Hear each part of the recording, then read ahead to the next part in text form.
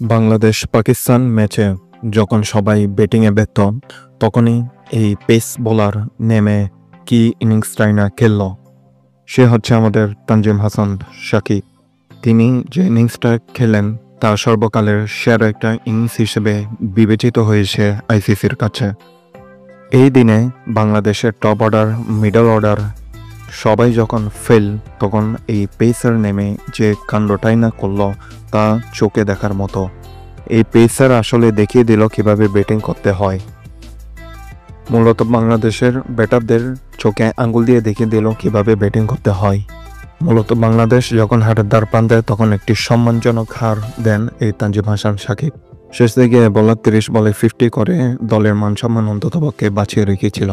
হাঁকিয়েছেন মোট 8টি চার ও 5টি ছক্কা, যে ছক্কাগুলো ছিল সত্যি দেখার মতো। আসলে সেই ব্যাটসম্যানগুলোর লজ্জা লাগা উচিত তানজিম হাসান সাকিবের এই ইনিংসটা দেখে। প্রিয় দর্শক, তানজিম হাসান সাকিবের ব্যাটিং কেমন এনজয় করলেন অবশ্যই কমেন্টে জানাবেন। ধন্যবাদ।